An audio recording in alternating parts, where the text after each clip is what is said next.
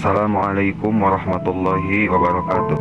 Dengan ini kami mengundang saudara-saudari, siswa-siswi, mahasiswa-mahasiswi, santri-santriat untuk mengikuti program pasaran kitab di Pondok Pesantren Al-Hikmah, Kampung Nangorak, Desa Sukamulya, Kecamatan Sukaresmi, Kabupaten Garut. Adapun agenda pasaran insya Allah akan digelar pada tanggal 4 Januari sampai 15 Maret 2026 atau bertepatan pada tanggal 15 Rajab sampai 25 Ramadan 1447 Hijriah. Kitab yang akan dikaji yaitu kitab Tibbun Nabawi karya Ibnu Qayyim Al-Jauziyah yang membahas ilmu medis dalam sudut pandang Islam serta kesehatan holistik berbasis Islam.